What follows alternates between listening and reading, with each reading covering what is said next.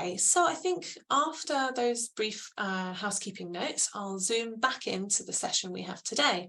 So today's session, I just wanted to situate where it fits within the Alliance strategy. So I think you may know that this year's meeting is mainly about exploring the goal of the Alliance strategy, which is that the centrality of children and their protection is recognised and prioritised as essential and life-saving across the humanitarian system. So within this goal, we then have 4 strategic priorities, and one of those is accountability to children. If we move to the next slide, I can say a little bit about that.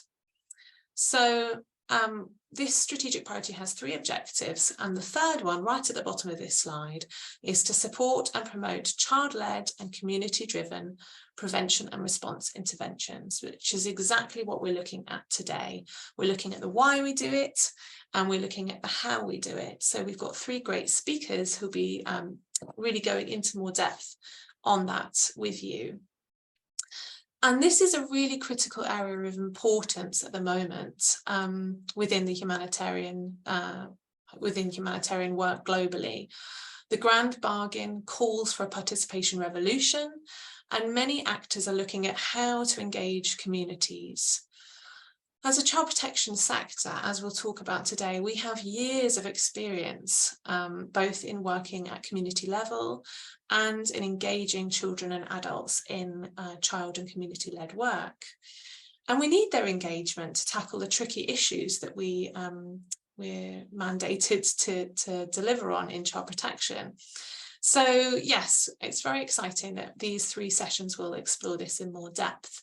So we wanted to just engage you now in a quick Mentimeter word cloud, where you would name one strength of communities. So that will have been put in the chat box by one of our producers. If you click on that link, you can type your answer in there. You can do it on your computer, or if you're on a phone, you can do it on your phone. And when you answer, you might want to think about children and youth as part of communities as well. So it says voting is closed. I hope that isn't the case and people can respond. So if people just take a minute to pop their answers in there, you see we've got a good number of participants, around 25. So we'd love to hear what you think are the strengths of communities. Don't be shy. This is your chance to engage. So to know the local culture, yes, for sure. And within a country, there can be lots of different cultures. And so, you know, lots of different kind of layers of community that we need to engage with. Teamwork, yeah, working together with them. Interconnected, that's an interesting one. Experts on themselves, their presence, yes, they don't go away. They are there. It's them that we're working with, them that need the work. Resilient, yeah, we can find what's resilient within the community and work with that. Solidarity, social norms, local experts, love, yeah. Amazing, lots and lots of things there. Access is coming up in a bigger word. The words that are bigger are the ones that more people have said or voted up. I think you can vote up each other's comments on here. Okay, and sustainability, so some things around their presence, their sustainability, their resilience, their strength, leadership, but also the knowledge of the context, the culture, the social norms, local experts, yeah, and then the love, the concern for children, yeah, okay. All right, I think we'll move on. That's really fantastic. And we can always revisit it if we want to later. Okay, so I'm going to now introduce our 3 mini sessions and speakers before we hand to the first speaker. So if we can have the slides back up, slide 6, that would be great. Okay, so today, as I said, this is a session on just community-driven and integrated approaches to protecting children. We did have a speaker today who was going to be joining us from UNICEF Bangladesh, but because of Cyclone Mocha, she sadly had to pull out, but she was going to be talking about a child-led project at community level. So we have now adapted the title to be community-driven and integrated approaches, but I haven't spotted that in this slide. So instead we have these three presentations. We'll start off with Lucy Hussein, Executive Director of CHAD International in Nigeria, and she'll be talking about envisioning community-led child protection system strengthening. We're then going to move on to Lucy Hillier, our other Lucy, the coordinator of the Community Child Protection Exchange, and she'll be talking about, that's also not quite the right title. Let me just pick up her title from in here. She's talking about a case study from Kenya and documenting that case study through video to look at how they engage the community. And then the third presentation will be on child labour programming in fragile contexts, the importance of targeting and integration. And we have two lovely speakers, Amy and Sarah from World Vision, to take us through that one. And we will be inviting you to share questions in the chat box as we go along. We'll be gathering those all up, and then at the end we'll have some chance for all the speakers to come back and answer those questions at the end. So please do feel free to pop your questions in the chat box as they come to mind as we go through. Okay, so without further ado, I'm going to hand to Dr. Lucy Hussein from CHAD International for the first segment. Thank you and welcome, Dr. Lucy. Thank you. Okay, I'm going to be speaking on envisioning community-led child protection system strengthening. And this particular session is very relevant to the annual global meeting because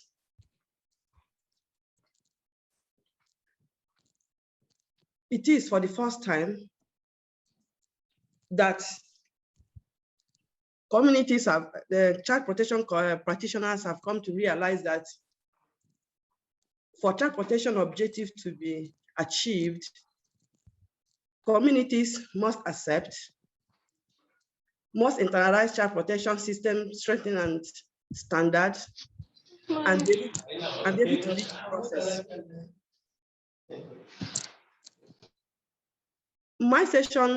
In this session, I expect that I will trigger some level of discussions as to how to eliminate barriers to community participation or community leading the initiative in the area of child protection, and also be able to identify new learning pedagogy towards bridging knowledge gap among community members.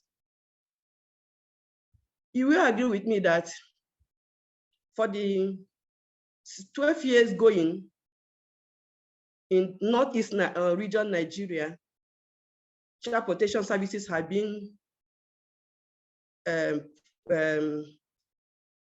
being conducted or being implemented, yet we have a very huge gap in the area of sustainability. And that is why this particular session is very relevant, because we are getting all child protection practitioners ready to understand that community should be the center of child protection programming, especially in the Northeast, where the conflict in that region seems to conflict with basic international child protection standards. Next slide.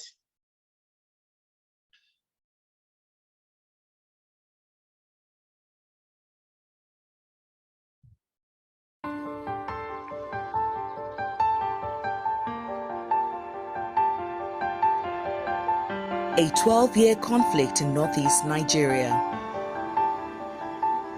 has caused directly and indirectly the deaths of over 350,000 people, the vast majority of which are children.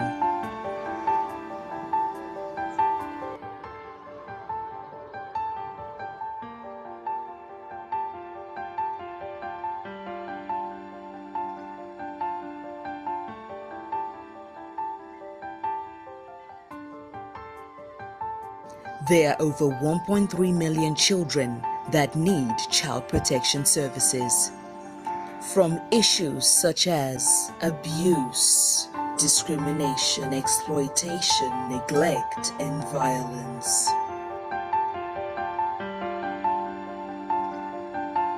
Since 2015, Chad International has been carrying out activities that ensure the well-being of children that have experienced different forms of risk.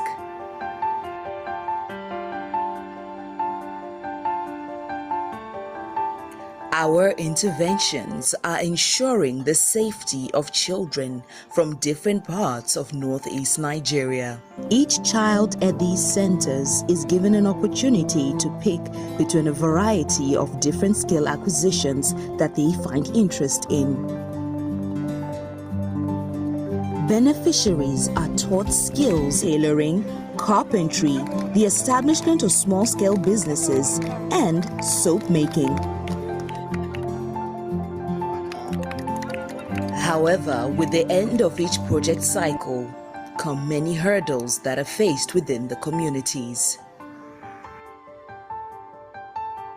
The biggest problem being that most communities do not see child protection interventions as a priority.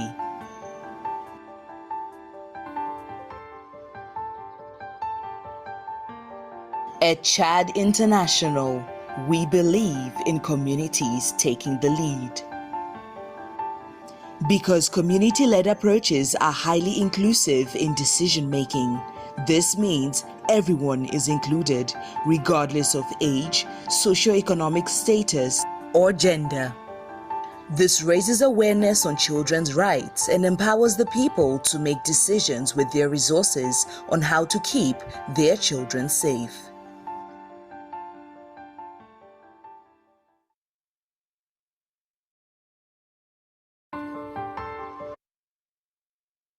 Next slide. Okay. Like I was saying before, child protection intervention in the Northeast has sustainability challenges. Despite these years of child protection intervention, many children are still displaced due to the recurrent nature of the crisis in the region. Many are still exploited, kidnapped, abducted, and there's still reported cases of grave violations of human rights against children.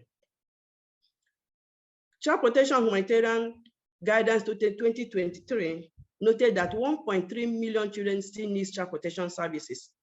Even though significant progress has been made or success recorded between 2021 and 2022, this review of 2021-22, there is still a huge gap, and that calls for a renewed approach towards providing child protection services to the displaced population and their host communities. Next slide.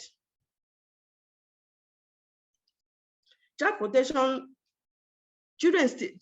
intervention in Nigeria has been, what we said that the international donors and NGOs had done a lot in terms of providing psychosocial services for children who have been affected by the insurgency. They have case managed cases of children who are having specialized cases. They have trained and built the capacity of civil society organizations towards achieving child protection objectives. And most importantly, they have built systems and procedures. However, the approach to child protection intervention has not really supported sustainability of interventions. For instance,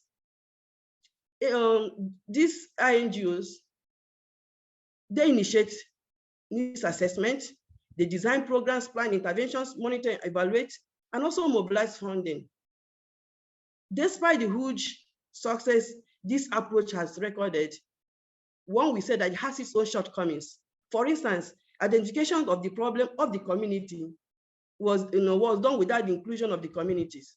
They impose their approaches, impose agendas, and And because of the inadequate knowledge of the local content of the areas they are implementing, most marginalized groups are left out in the intervention, and traditional beliefs and practices are still undermined. The NGOs are also another critical stakeholders in providing child protection intervention in the Northeast. However, their intervention depended largely on donor funds, and programs are usually short-spanned. We are also having inadequate funding. From time to time, we have staff of the local NGOs being attacked in various communities. The case of RAN in 2018, where child staff was shot together with IOM and the UNICEF staff. The child staff was alive to tell that story. And we also had this problem of staff attrition because of the incentive from the INGOs. Most staff, you have built their capacity, tend to move away and take up new opportunities. And the capacity gaps, we are still grappling with how to do some technical things around child protection and international support. Most of the funding, local partners assess basically for its activity-based.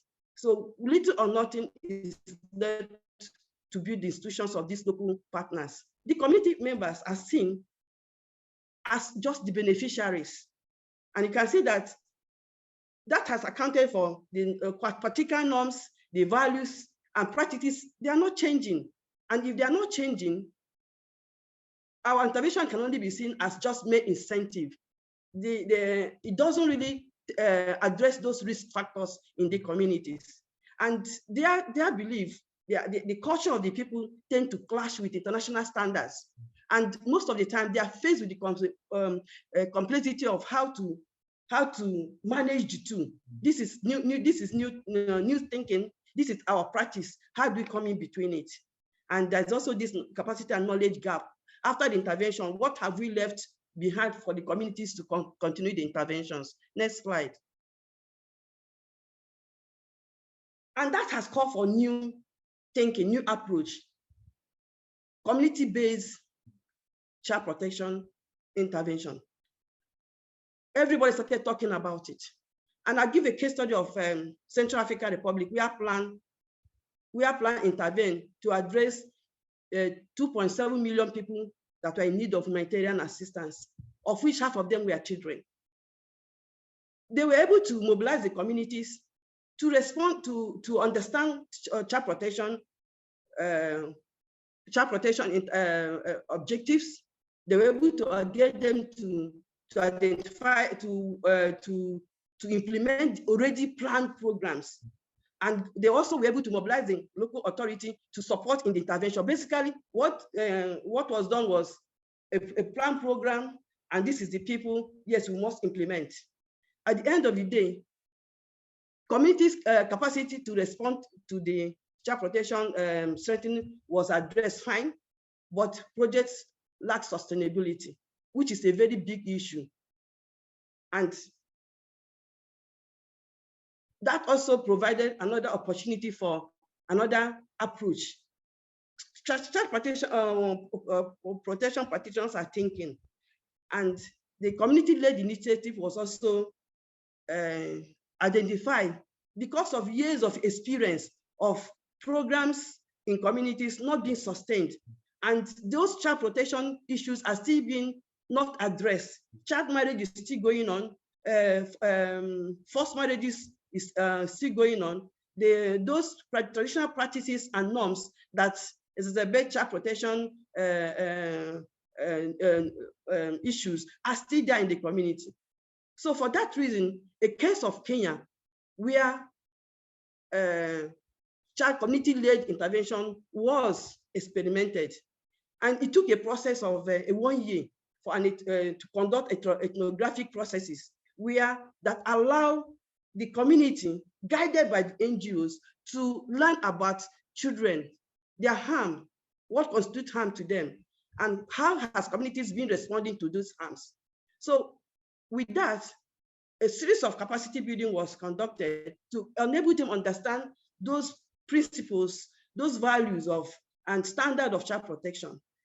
After that, there was a dialogue session that brought everybody to agreement that, look, these are the issues, these practices and beliefs are constituting norms. How do we now address it? A community implementation task force was set up, and the plan was designed by the communities and implemented. I want to say that the program recorded a good success because communities were in the center of the whole process, and INGO guided them. Next slide. For Chad, if 2015, when the insurgency in the Northeast escalated, our capacity was, we identified by some international organizations who built our capacity and help us set up our systems and processes of intervention. And we were able to reach over 200 children affected by the insurgency with psychosocial support. Then, then most of the local government in Maiduguri, in Borno State, we are in Maiduguri, in various camps.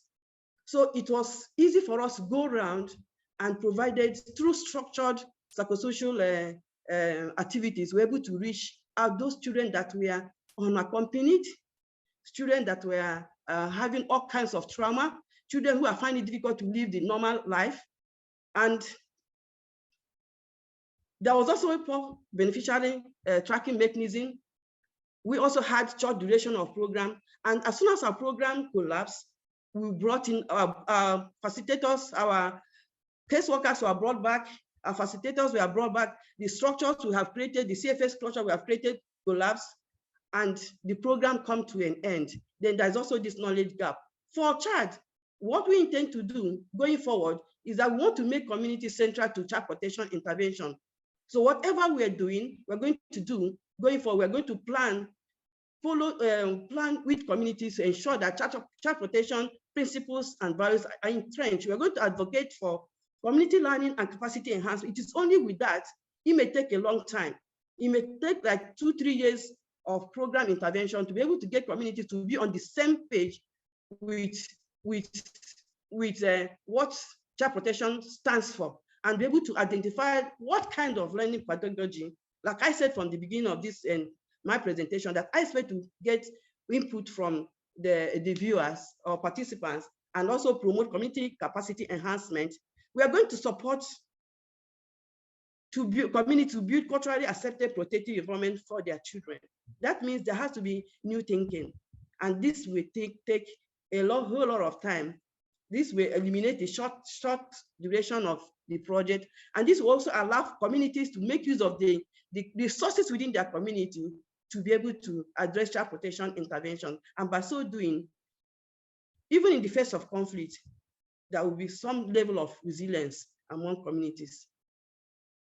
Next slide is a discussion. So maybe I still have time.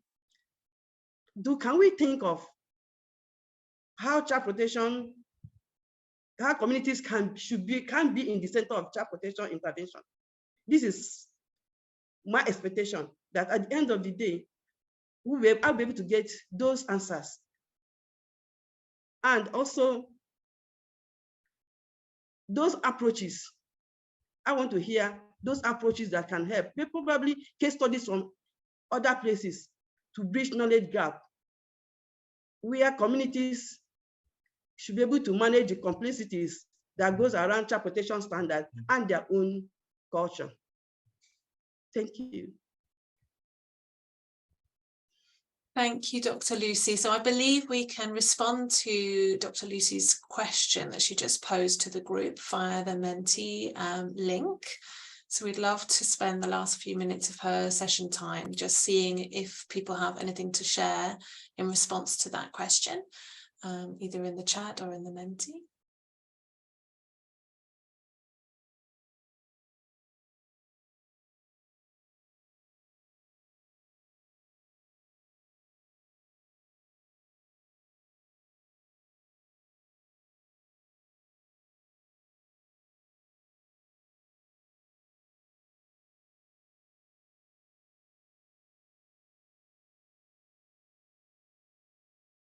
So plenty of answers. We might need the producers to scroll down a little bit as they come in. But yeah, lots of, essentially what I see is collaboration. I don't know if you agree, Dr. Lucy, working together. Yeah. Quite a good response from the participants. Most importantly, hearing from children is very, very critical. But you also know there are also standards to communicating with children. And designing programs with the communities is very, very important. But that has to be done if there has to be some level of needs assessment, conducted with the communities, so that they can begin to make meaningful contribution in planning and also mobilizing resources. Fantastic. Okay, well, we can come back to these results at the end if we would like to, but otherwise I'd like to thank Dr. Lucy for her call to action, I would call it, to do things differently based on her own experience in the conflict, working in the conflict affected area of northeastern Nigeria. It was really powerful to hear your organization's experience around, the lack of sustainability and how things could have been done differently. We'd invite people to start sharing any questions or reflections they have for Dr. Lucy in the chat box, and we'll gather those up at the end to put back to all of the speakers. And before we move on, I did also want to flag that we have an artist with us today who's drawing the session, Royston. You should be able to see his video, and you can zoom in on it by pinning him and unpinning him if you like, by using the 3 dots at the corner of his video box and selecting pin. And if you're a visual learner, or if you get distracted for any reason, you can have another look there as you go along. Otherwise, I'm going to hand to Lucy Hillier to introduce her session. I think we missed the title in my earlier slide, so I'll let her fully introduce what she's going to focus on today. Over to you, Lucy Hillier, and thank you again, Dr. Lucy. Thank you. Yeah, I think I'll just wait. Okay, here we go. So yeah, I'm the other Lucy who's presenting today. And I am going to present to you a piece of work which actually Dr. Lucy has already mentioned. We're going to take a bit more of a deeper dive into a community-led child protection program in Marafa, Kenya. And to make it a little bit more different, we're going to look at how we documented some of that and used it through video. So if you just go to the next slide. Just a little bit very quickly about who I am and what I'm doing. So I work for the Community Child Protection Exchange. It's a very small initiative, and really what we do is we aim to share and support learning and evidence around community-led child protection in development and humanitarian settings, and of course all the nexus crossovers that come between that. And one of the things we like to do is, rather than just do the usual, we do that as well. We have websites and social media, we have mail outs, but we also like to try out different formats, something a bit more innovative, video. We've got WhatsApp learning groups. I'm in the middle of making some podcasts with interviews with many different people who work in community-led initiatives. Thanks. Next slide. So today I'm going to really just spotlight on this work in Kenya in Marafa community, which Dr. Lucy already mentioned, and we'll go a bit deeper into what happened, and we'll watch some clips of the videos that we made to document the context and also what was learned. So it's really just a bit of a reflection afterwards on what it is, why we did it, and what did we learn when we did it. So thanks. Next slide. Very quickly, just to highlight that this research is actually participatory action research. It was undertaken by the Child Resilience Alliance in Marafa, Kenya, and it was actually undertaken on behalf of the Interagency Learning Initiative on Community-Based Child Protection Mechanisms, also known as the ILI. This is actually a group of many international child protection agencies who came together around some common questions and wanted to work together. Just to say, it's not my research. I was involved in my role with the exchange, but it was actually led by Kathleen Kostelny, also Ken Onduro in Kenya, And you'll see more of Ken later. He's in the videos, and also Professor Mike Wessels. And yes, our role was really just to help share this learning and evidence from this work and other work as from the ILI, but as well as some of the learning we've come across along the way, and to share it with people like yourselves, but also with very diverse practitioners who may be on the ground as well. Thanks. Next slide. And really just, I think probably Dr. Lucy highlighted quite a lot of this, but just to quickly say, there was a global review that the ILI undertook, which was done in 2009. And I think it focused really on very typical and common models of child protection in the community that a lot of us are familiar with, where there's a child welfare or child protection committee that's sort of created. And what it found, this review, was that there's very low levels of community ownership. We didn't really have a lot of evidence about how and if these kinds of child protection committee type models were working. It did have some, it was quite effective, but there were also limitations. And what Lucy also highlighted was that it's unsustainable. Local people see these kinds of approaches as NGO projects. It's an NGO structure, and NGOs have to stay for them to continue. So the research in Marafa was really to test, how can we do things differently? If we try and work with a community and really grow that community ownership, can we have different outcomes? And the idea was to test this robustly and systematically. So I'm going to just give you a very brief overview of what we found. Next slide. So really, it was a piece of work that, firstly, to be robust, we had a comparison community in a neighboring, very close by, very similar community called Bamba. The idea was to really just hand over this decision-making process and power to the community itself. There was a long data collection and ethnographic stage, but what was really crucial to the whole thing was this facilitated, slow and inclusive process of community dialogue. So communities sat together in different groups, depending on what was appropriate and what they wanted to do. And they thought about what are the harms that they see for children, and what would they like to do about it. And this is what I'm going to show you later in videos of how this was done and some of the skills and techniques that facilitators really need to be able to facilitate a process like this. So we also call this kind of approach a facilitation approach. In the end, through this process, the community decided to address what they call early sex through their own self-designed and collectively implemented action. And that was for 2 years that they did this. Next slide. So really brief, and if you want to read in detail, we've got all the links to the Endline and other published reports and some published articles around all of this. But very briefly, what I wanted to highlight was that the community members, and this really focused on the youth especially, they initiated a lot of activities which built on things that they were already doing. So also this idea of children at the center for this whole conference is very much highlighted by this case study, and you can see a bit of a list of the kinds of things they did. They weren't things that cost a lot of money necessarily, but they were initiated by youth, lots of peer-to-peer dialogues. Also, these happened at football matches.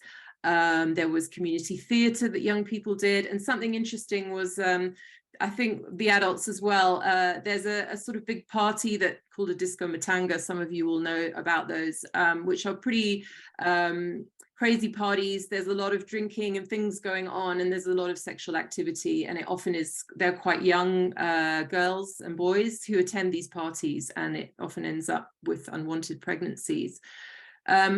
After doing these things for quite a long time, all of these activities, it was measured, and there was a really incredible impact on the community. And we were able to compare that to Bamba, where none of these interventions or activities had taken place.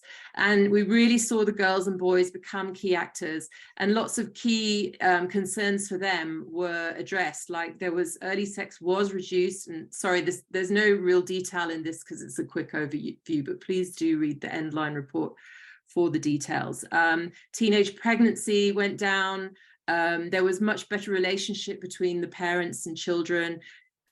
Kids went to school more often, there were less dropouts, there was less days missed. And also because it had such good results, the intervention started to spread. And in fact, Bamba heard about it and they were like, hey, we want to do this too. So in fact, there was another phase of this research where the same thing then took place in Bamba. There was also stronger links starting to be forged with some government services. And I actually was speaking to the Kenyan researcher, Ken, very recently, and he said, not much, we haven't been back that much, but all of these activities are still ongoing, even though there's not actually many project people around. It's the community who are still leading this. Okay, next slide. So I just wanted to highlight, maybe for now, you've heard about a journey. It is a journey. When I talk about all of this, we don't imagine that anyone who's interested in undertaking some kind of community-led approach is going to instantly transform into this. So just bear that in mind as you watch all the videos that are coming up. Also, just to say that community-led can also be used often by lots of different people, and it can often mean quite a lot of different things. So I've given you a quote there, which is actually from Mike Wessel's some work that he did on giving some guidance around how to maybe undertake a community-led approach. And it just is really about a community-led approach being driven by the community. It's the community holds the power. So we see the power dynamics as very important in a community-led approach. And from that, we mean the power between an NGO and a community.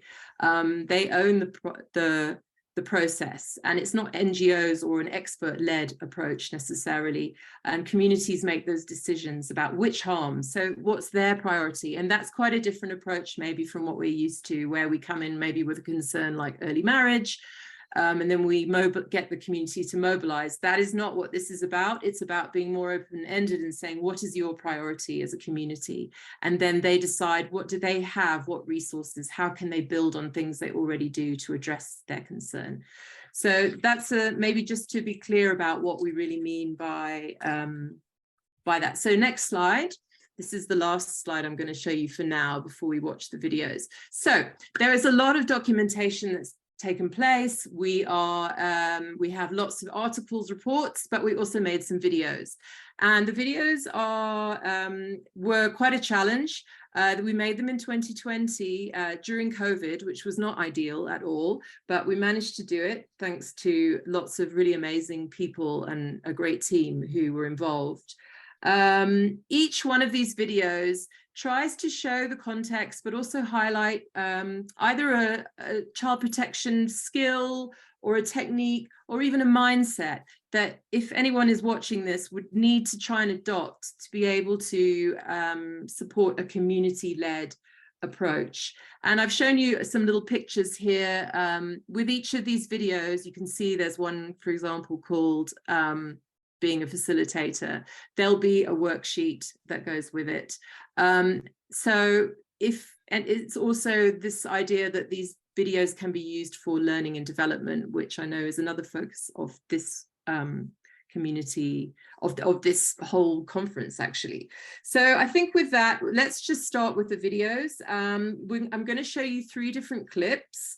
And the first clip, we're going to hear some of the adult members of the community talking about their experiences of being part of a community-led child protection committee compared to what they actually have experienced prior.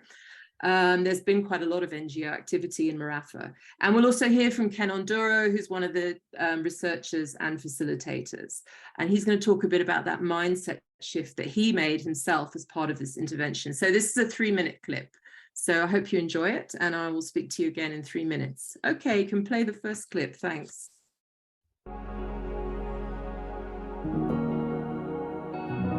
Tofauti ya Afro na Wafifi ni kwamba makuza mashinani, clusters na village elders.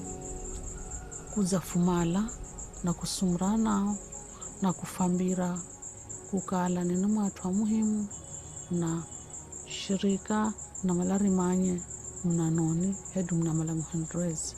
Fikara siswenye as community siswenye nisufuro keresi taukitsagula tatizo bomu kunokwehu rizirohukira kama areta fudengene naro ni hiro nafikikama hapo na vifurisho funa vihenda si yao kuzana ujumbe lakini ujumbe ambola kaisa community ndo fikara funafuatilia kukurana noni.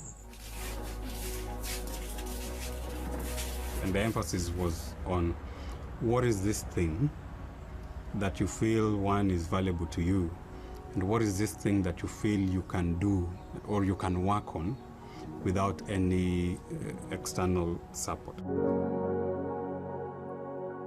Mashirika manji gazikukuza marafa were ganaza na mipangilio ya kwao ndo tofauti. Ganaza na mipangilio ya kwao, ganaza mwambira kitumaricho kiplani kare. And again, now we don't go in to teach the community about child rights. Rather, we learn from the community and we engage the community to identify activities that would address these child protection issues.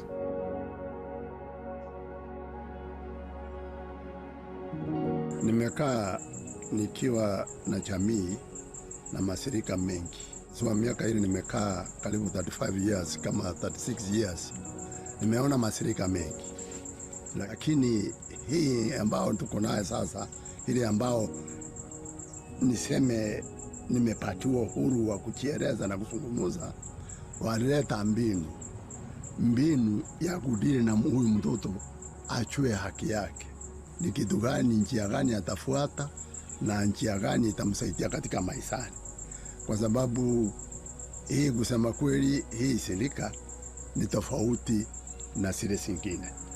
I also came from a background where, for a very long time, I had thought that the community members do not understand certain issues that the NGOs try to drive. Like they don't understand children's rights. They can't come up even with an activity to address an issue in the community. But I was challenged when this community could identify all these issues and also identify even the harms to children themselves, even though they don't call it children's rights. But if you look at them, if you compare them with what we talk of children's rights, they are more or less the same. They're the same children's rights. Thanks.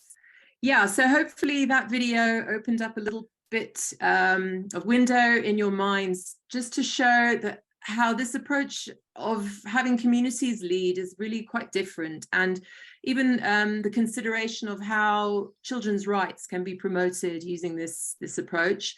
Ken explains quite nicely that we don't necessarily have to go in and teach children's rights, but often communities come to the same conclusion. So I think I'm going to show you the next clip, which we're going to hear from Ken again. And this one is him explaining a little bit the technique he uses to manage non-violent conflict in meetings. And we'll also hear from a young person about how that conflict affects him if he kind of is in a meeting where things become heated. This is a little 2-minute one. So let's just play the next clip.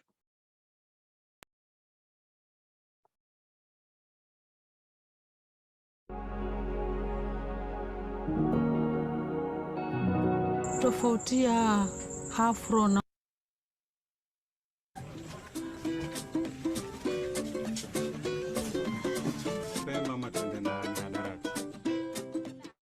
that if you don't address those conflicts during the meetings, there are potential of those conflicts being escalated in the community. And in line with the do no harm principle, there is a situation that brings out the aspect of even community facilitation, if not properly balanced or not properly done, might cause conflict in a community that initially did not have such kind of conflict. So there really needs to be attention to when the conflicts are coming out in a discussion and then addressing them before allowing them to escalate to higher levels. Mimi ningependa yule mwenye anibeba kwa upole kuanzia mwanzo mpaka mwisho ili ile fertility iende vizuri. Kwa sababu mimi sijazoea yule mtu mwenye hasira zake zimepanda juu na kuongea kwa ukali. Pia mimi hao parents zangu wako hivyo.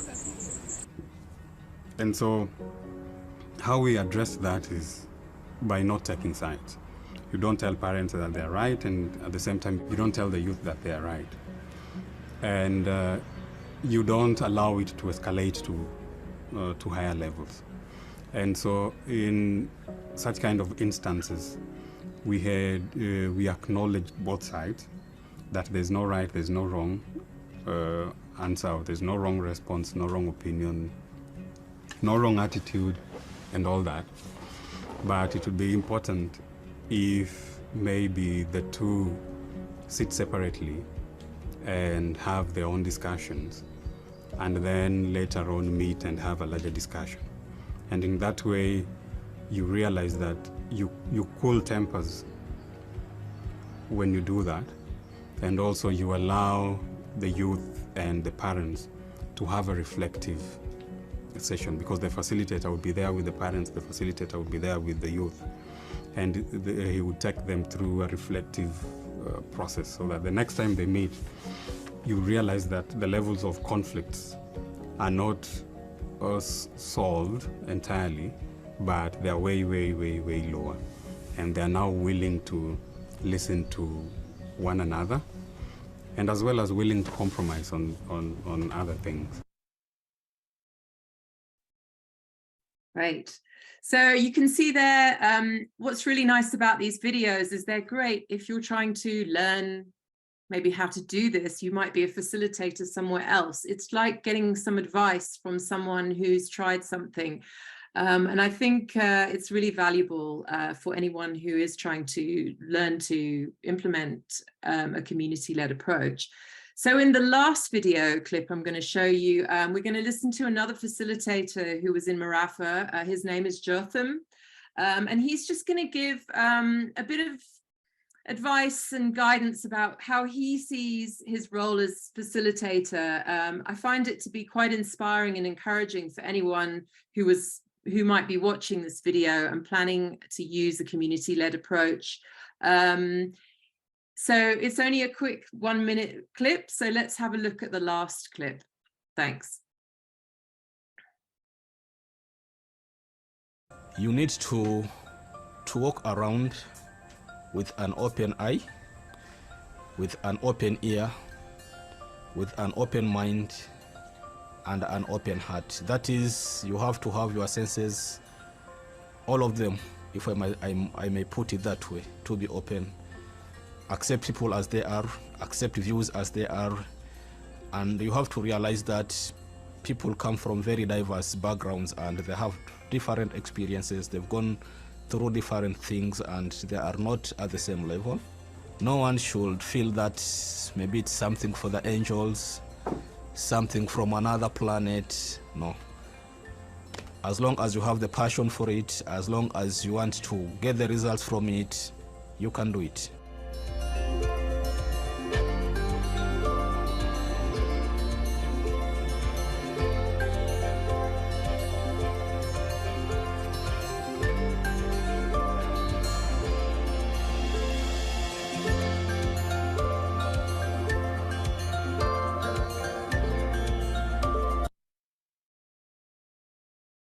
Thanks. So that's the last clip, and you can, I let it go to the very end there, because you can just see at the end of every video, there's also some little key points, which are just a little bit of guidance around the particular skill or technique or mindset or approach that each video is actually addressing.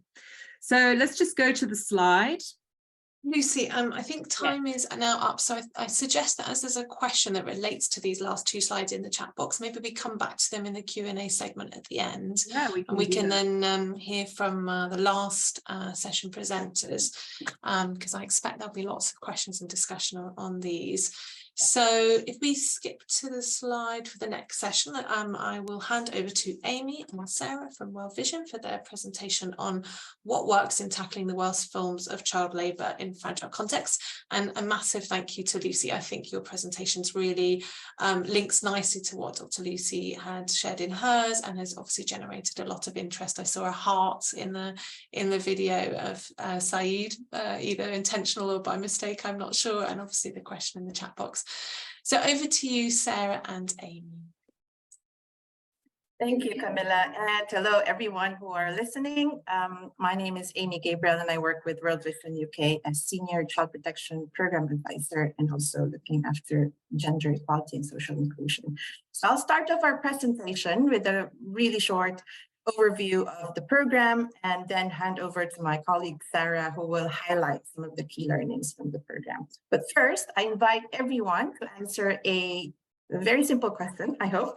If you could tell us about some of the challenges that you have experienced or have seen in tackling child labor or other child protection issues for that matter, particularly in conflict-affected and fragile communities.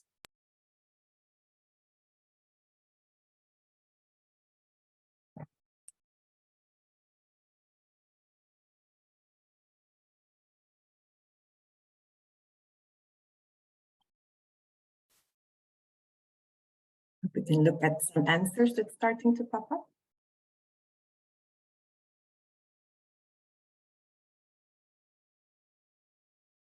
There's one there, lack of funds.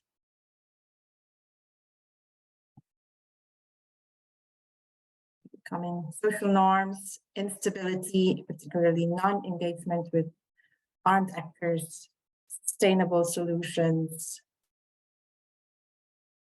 the need for children to work to respond to the basic needs of their families, lack of employment opportunities for adults that lead to child labor, negative coping mechanisms, presence of armed actors, lots of these.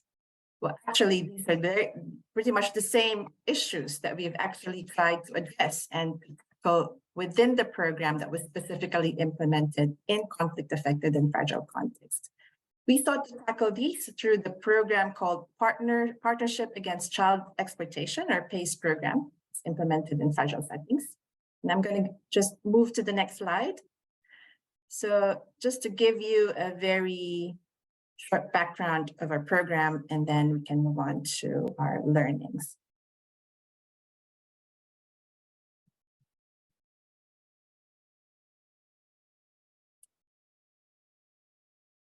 So the PACE program, or the Partnership Against Child Exploitation, was implemented in fragile settings and were particularly aimed at enabling boys and girls to enjoy their rights to be protected, and also to be able to address the worst forms of child labor by particularly focusing on 4 outcomes. These were increasing children's agency, looking at suitable alternatives to address the worst forms of child labor, strengthening policy implementation, and also addressing private sector and promoting private sector due diligence. So firstly, increasing children's agency. We work with the communities and children themselves, of course, to understand their concerns, particularly around the risk on worst forms of child labor, also and helping them understand their rights and their exercising their agency, supporting child-led advocacy, and working with community groups to challenge social norms around child labor. In terms of facilitating access to suitable alternatives, we specifically worked with children and their families to be able to access education or look into alternatives to education, like suitable skills training, for instance, for families to have access to startup capital, savings groups, and other viable pathways to prevent the worst forms of child labor. When it comes to strengthening legal policy and environment, we work with various partners in the communities, but also with government agencies and other stakeholders to strengthen the legal environment and also to be able to deliver components of the national action plans on child labor. We specifically work with child protection mechanisms to strengthen reporting, referral, and promoting safe spaces for children in the communities. And in terms of the 4th outcome, we work with the private sector to map the supply chains using an innovative bottom-up approach, which particularly was trying to understand where child labor existed and where children participated within the supply chain, and partnering with the private sector advisory panel to channel their resources and perspectives to be able to achieve the objectives of the program. Next slide. So focusing on children recruited into armed groups, also children working in artisanal mines and children working in agriculture and other types of hazardous work. The PACE program was led by World Vision, and together with our partners from other non-government organizations, Media Foundation, academia, and the private sector, we were able to directly reach over 24,000 people, and of which 14,000 were children who benefited, particularly focusing on these three countries, Central African Republic, the Democratic Republic of Congo, and Ethiopia. So let's look at some of our learnings, and I'm going to now request Natalie to play the video, and then we'll move on to Sarah's presentation on the key learnings on integration and targeting.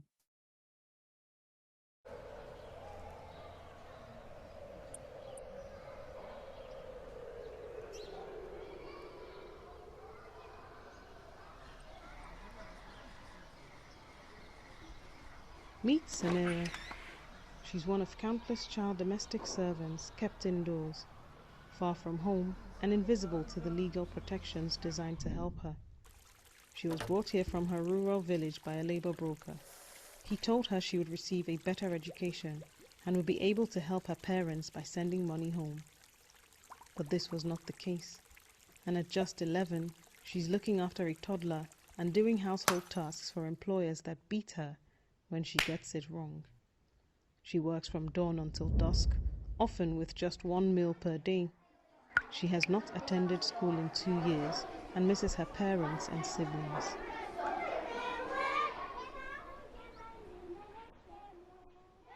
Amadi works at one of the many informal mining sites near his home. He's one of dozens of children hauling sacks of mud and rubble under the hot sun. It's hazardous work, and last month, 10 people died in a mine collapse.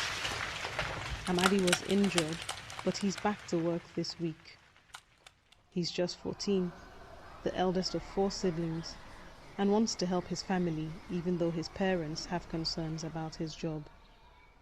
Amadi hasn't been to school for over 4 years. So what does change look like for these children?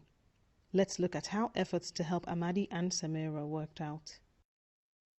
When Samira's situation was uncovered by police, she was returned home, and the family she served were charged with a violation of the country's labor laws.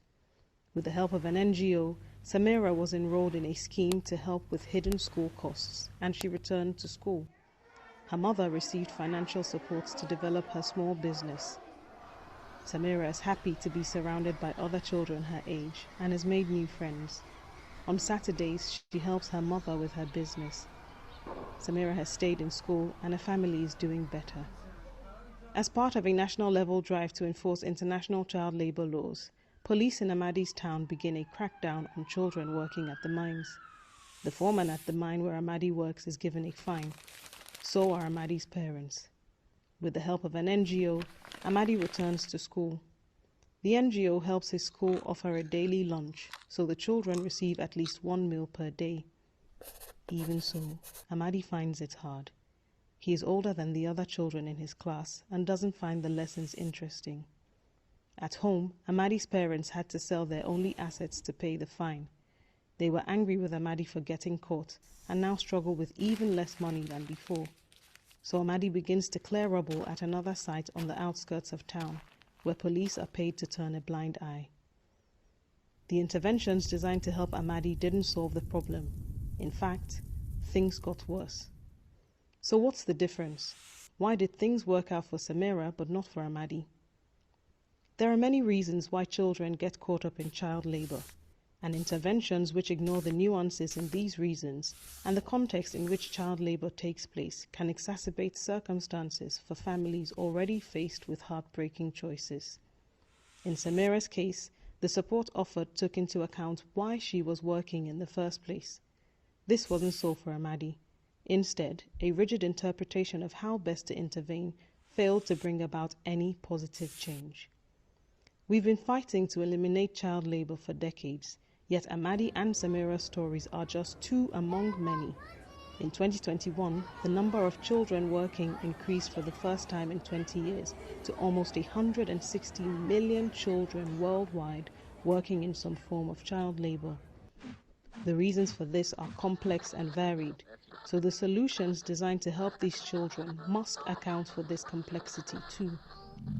Adopting a more nuanced and contextualized understanding of what causes child labor and how to address it can help us support vulnerable children more effectively and in ways that put them and their families at the center of our interventions.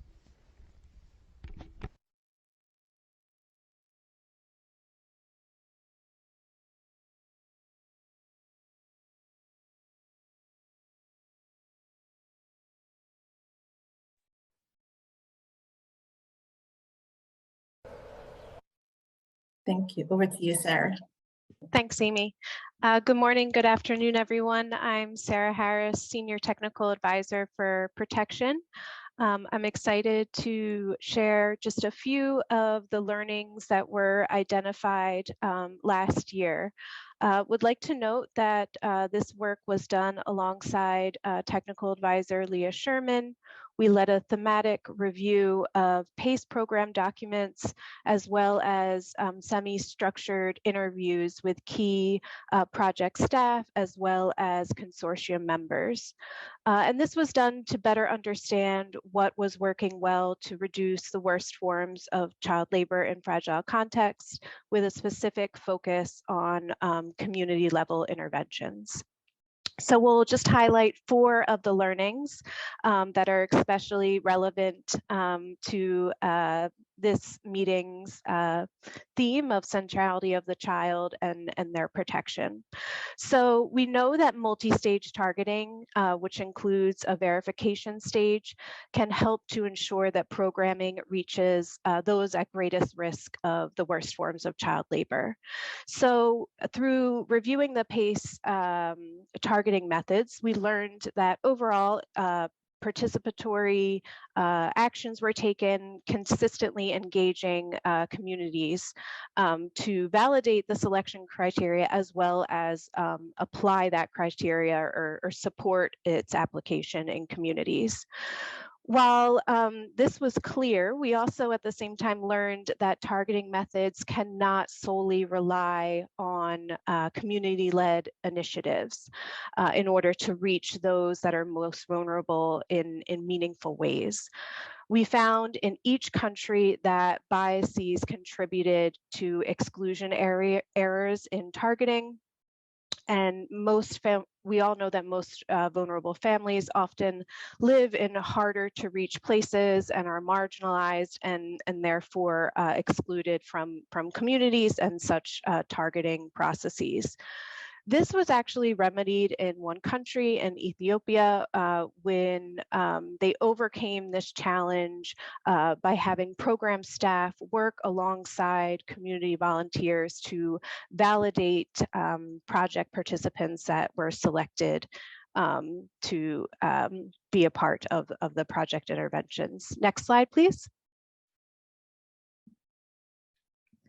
So similar to the learning that we just shared, PACE and partners engage communities to confirm selection criteria and participate in its application. Sometimes this was done through broader consultation, while other times the criteria was established and shared back to community leaders. This engagement with the community in the selection process appeared to be a very critical step for garnering community buy-in as well as support, but not just the engagement in the selection process, but also community's ability to consistently witness the maintenance of the community-owned criteria and its successful application led to the successful implementation of interventions. So in cases where the selection criteria was not maintained for whatever reason, the evidence did demonstrate that the project's ability to achieve the outcomes and maintain those outcomes were jeopardized. Next slide, please. So this probably really resonates thinking about many of the conversations that we've been having this week, as well as the video that Amy shared. So we need tailored programs to cater to the specific conditions of children, especially related to age and gender.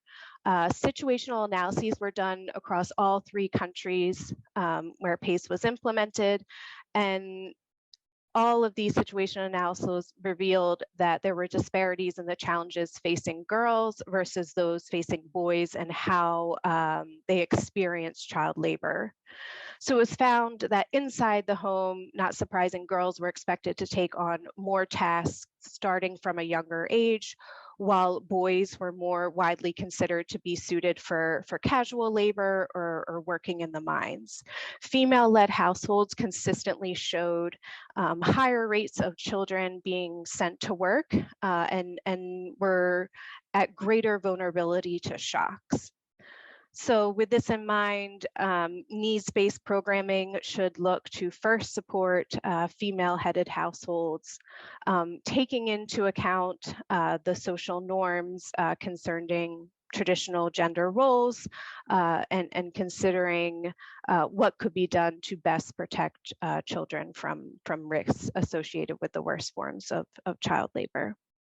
Next slide, please.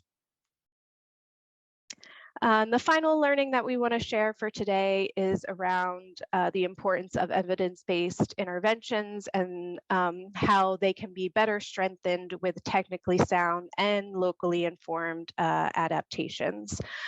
So the PACE program implemented a collection of evidence-based interventions that comprehensively seek to address the root causes of child labor, working across different domains of change.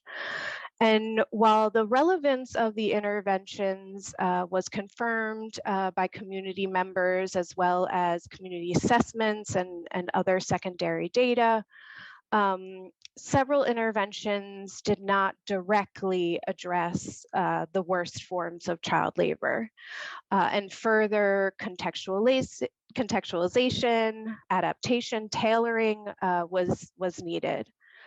So key community groups and structures, as we all know, really need to be actively engaged in the design process as well as implementation. I think all of us are called to encourage more of a community-led approach like Lucy just shared. So prior to implementation, these groups and structures should not just validate the relevance of the interventions, but we really want to encourage their knowledge sharing, their guidance as to how the intervention could be contextualized to better combat those worst forms of child labor. We want to encourage the building upon what has already been done and the capabilities that exist in communities to have interventions that are more effective in responding to the needs to address the worst forms of child labor. So as I mentioned, this is just a quick view of a few of the learnings related to targeting and integration.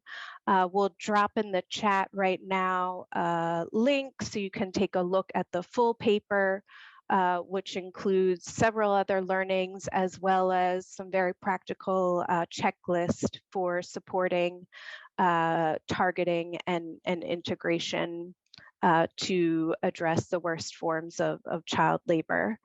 The site, just want to mention, the PACE Consortium site also holds a wealth of other resources designed to inform and support the fight against the worst forms of child labor. So take advantage of that information there.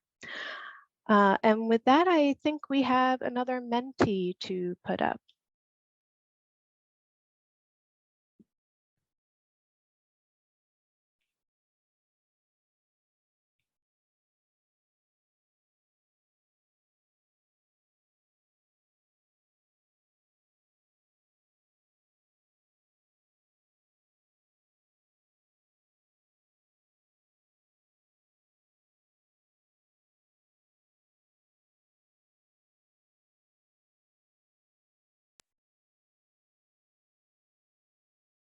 see some more answers coming in. Working across sectors, research on understanding the push factors for child recruitment by armed groups, family-centered and community-centered programming, alongside child-focused. Integrate non-conditional cash, yes. Engaging parents, caregivers, and income-generating activities, integration with food security and livelihoods. Yes, we saw several of these tips play out in the video. Family awareness, families being engaged in the process.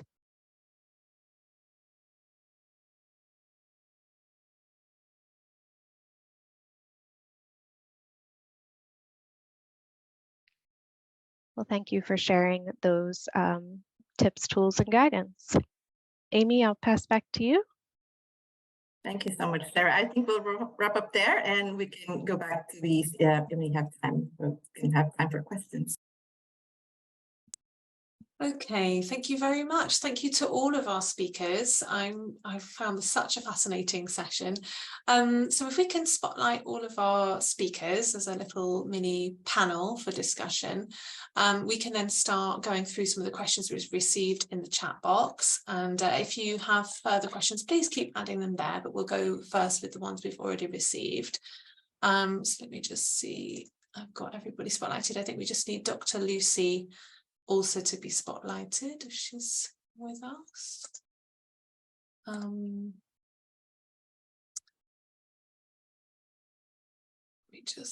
think we can, there we go, lovely. Okay, so now we have all of our speakers spotlighted. All right, so I'm going to go with the first question to Lucy Hillier, a quick one about are the videos and community-led approach resources available online? I think you've already said yes in the chat box, so we can pop some links there before we go. But any guidance on adapting these resources in other contexts? So perhaps you can say a little bit about what you were planning to say about the videos and then also the adaptation question. That'd be great. Okay, well, just to say, yes, the videos are available for everyone and anyone to use. You'll get the links, but you can watch them on YouTube. You can download the worksheets. You can also, if you need some help, speak to me, but hopefully you can get all those links in the chat box here. You're welcome to email me as well. But can you do this in other contexts? I think is a good question, and people often ask this question. Given that somewhere like Marafa is quite an established community, it's not, there's no war, it's, you know, it's a long-term community. However, it's not to say that community-led approaches need to be used all the time, everywhere. You need to evaluate where you're working and what you think is going to work. And sometimes a top-down approach, you know, if it's an acute emergency onset of something like a disaster, you know, there's lives, things need to happen. But I think it's not an excuse as well to just discount any element of community-led work. Even before aid agencies arrive in a humanitarian disaster, there are already people who mobilize on the ground. And I do think that if you go in with a mindset of, you know, what are people doing? What can we build on? Who are the natural helpers? Who are the organizers? How do things work here? If it's somewhere where there isn't like lots of conflict going on, where it might not be safe to have community meetings, but if it's somewhere where you see people organizing, maybe there are youth that want to be helpful, there's a child, you know, you've got your child safe space, how can the youth be more engaged in that? So I think you can find little spaces, even within humanitarian work, where there's a very rapid onset emergency, for example, where you can actually work with existing structures, with people, and really try and look at what are people already doing and see some of the people there as solutions, not just sort of beneficiaries or victims. And also, the more that we move into these very protracted sort of emergencies with very long-term, you know, refugee settings, these kind of turn into a more community-like context. And I think if you start from the beginning thinking like that, it can actually help develop ways that communities can really be at the center of their own child protection as it turns into perhaps a more protracted context. So I do think it is possible to work in a humanitarian context using community-led, but you don't always need to. You need to evaluate each context and think about how safe is it to do this, and then look for those little spaces where you might be able to just use that mindset, that approach of building on what people are already doing and allowing them to have some decision-making space. Thanks. That's great. You've actually responded to one of the other questions as well there, Lucy. So I will also put that question to the other speakers. I saw them nodding. So if either Dr. Lucy or Amy and Sarah wanted to respond to the question of how your projects could look or look differently or be adapted differently to the humanitarian emergency context, please do come in. And Lucy, maybe other people might have further questions about the videos they can put in the chat for you if they wanted to hear more. Dr. Lucy, did you want to come in on adapting projects as the crisis evolves? Yeah, if not, we can move on to other questions. Yeah, I think to agree with the last speaker, Lucy, depending on the context you want to carry out the intervention, community-led intervention should be decided on how and when to adopt that.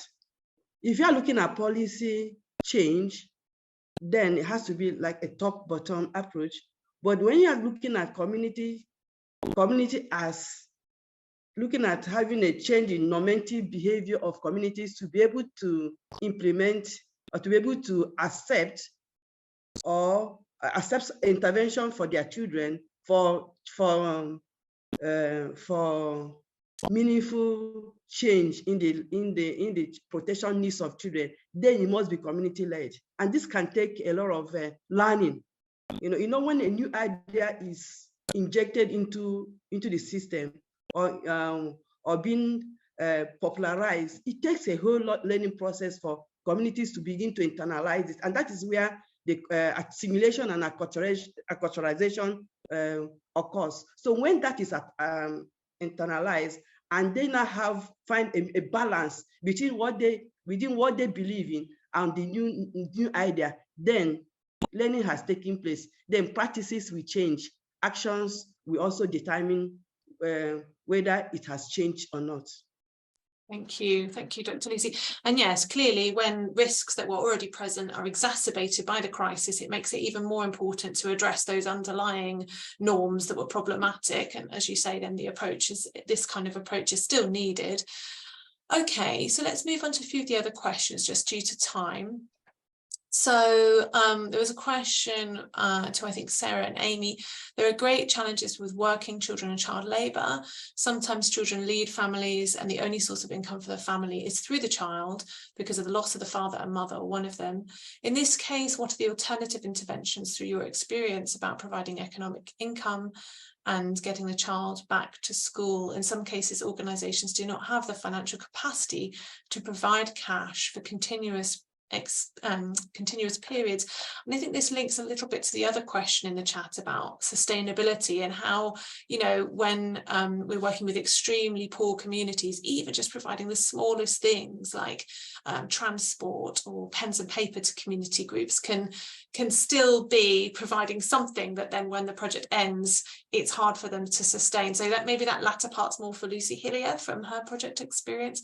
I'll put the first part, and if you want to respond on the second part, to either Sarah or Amy. So sorry, that one was going to go first to Sarah and Amy, and then I'll okay, come to you after. Sorry, it's probably confusing. Amy? Yes, I think I'm just going to highlight one specific point, and this is really an important question, particularly as we worked, and one specific learning as we worked in fragile and really quite unstable environments where, as you said, there are not many or not much resources that's available. I think one of the lessons that we learned, and Sarah had alluded to this a little bit, is making sure that we take into account the aspirations of the children and their families. one thing that we realized in the program, from the PACE program that World Vision implemented actually all of the countries, was that there are resources in the communities that either haven't been actually kind of enhanced and actually recognized, which we can build on in terms of the other economic opportunities for families and, you know, older children who can actually start working. And that we also need to understand what children are saying, what young people are saying in terms of the options, in terms of the alternatives that they want to look at. Some of them may not be able to go back to school because of just the fact that they have been out of school for so long already, and that the option is to look at you know, a vocational or skills training or other forms of trainings where they can get into decent jobs. There are also you know, like vocational opportunities within the community that they are saying they want to access more, but then they couldn't because it's not quite developed, or there isn't much of that resources to actually develop them. So these are paying attention to these local resources that's already in place, but also trying to balance with the aspirations and the hopes of the children and the families, and going back to actually what their priorities are, and understanding how we can make sure that we're using the resources from our donors, from our funding, and making sure that we're enhancing those areas to be able to address those aspirations. Thank you, Amy. Add something? Yeah, I hope so. I hope it was. If not, the person who asked the question can ask for more information or reflections in the chat box. Okay, so Lucy Hillier, not Dr. Lucy, could you respond to the question on sustainability? I think that was addressed in the project, but, you know, in very poor communities where resources are at a premium, you know, even things like pens, pencils, transport that are provided to community groups, you know, how can we sustain that when the project ends? What did that look like in the Kenya case study you presented? Yeah, it's a good question. I mean, yeah, there's always small costs involved. I think, you know, one of the things is if a community can see that what they're doing is having a really positive impact, and by that I mean an impact which the community values. So we often want to do our monitoring and evaluation and have our indicators, but in a community-led approach, you would actually be asking the community, what do you want to see? What will make you think that this has been a good set of actions to do? And often it might be quite different than what perhaps myself would think if I want to measure this project. So I think when communities are able to identify what they want to see as the change, and when they see that actually happening, and that's what happened in Kenya, you know, they wanted to tackle this issue of early sex in their community, and this actually did go down, and so did teenage pregnancies. And this for them was amazing, so amazing that all the communities around it were like, hey, we want to do this too. So they actually asked the facilitators to please help a bit, and then some of the communities even have spontaneously done it. So I think we need to get away from this idea that we have to help them sustain. I think communities that really see the value in what they're doing, they will sustain it, and perhaps things will not go perfectly. There will be facilitators who come and go, but also if you're building on existing structures, I've got a good example even in Colombia, where there's an indigenous guard that exists anyway, and they sort of made their scope bigger by including a child protection element. So that indigenous guard doesn't end because it's a status symbol to be part of it, and it doesn't matter that an NGO is there or not. People will continue to want to be part of it.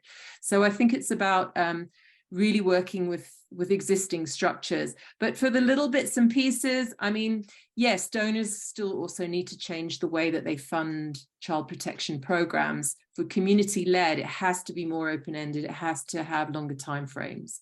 So, okay. Yeah. So that's the last question. We're at time basically, and we have to release our interpreters and producers on the hour. But I would like to see if any of the speakers and participants would like to stay on a little bit after I wrap us up to just answer a few of the last questions. I saw one for Dr. Lucy around what would be your message to donors so they can increase the focus on child-led child protect and community-led child protection, for example. So I will just say a few words to kind of close out this session, which are that we're putting some polls in the chat box to just hear your quick feedback on the session, which we'd love you to answer if you have time before leaving the link, and to say that coming up next will be let me just scroll right to the end of here so I can flag what we've got coming up next. We will have a break, and in that break time you can go to the expo area of Zoom events where you can look at infographics that are there, and the infographic agenda is in the chat box within the lobby in Zoom events, so you can download it, search for the infographic you're interested in, and then find the booth and pop into the booth to talk to some people there. And then we'll have another session in around 2 hours time from our working groups and task forces. So with that, I think we're free to release, if I'm not being naive, release the producers from their commitments, because I know they need to jump off, have a break and join the next session. And maybe we can just take these last few questions a bit less formally. Natalie, does that work with you? I hope it does. Okay, so I'll just ask the last question to Dr. Lucy, and then I'll find out the answer to that one. So Dr. Lucy, what would be your message to donors so that they can increase the focus on child-led and community-led child protection? Okay, in the Northeast, we have this localization agenda where international organizations are to partner with, to work head on with local partners. So our message is that for us to be able to promote community-led initiative, child protection initiative, donors must have to fund long-term projects, especially now that we are moving away, a little bit away from humanitarian to development. Long-term projects that will allow communities to be part of the program design, planning, and implementation, allowing them to own the process that we have already said. And any proposal, since most local NGOs in Nigeria do not have much access to funding from ECHO, DFID, and the big donors. So we are saying that every component of the program from INGOs must have community focus, must also work with international local NGOs to be able to participate in this assessment, in all the processes of development of the proposal and the implementation process. Other than that, that program will still not be sustained and communities will continue being excluded. So key message is that let there be a long duration of project implementation that will allow communities to learn through all this, be able to find a balance between the child protection principles, standard, vis-a-vis their own culture, and be able to find a middle way ground, knowing how to identify harms, knowing how to using their already protective factors within the community to be addressed. So anything other than that, we'll continue to have unsustained program. So high-level advocacy by people like by Alliance and others, the big donors. Thank you.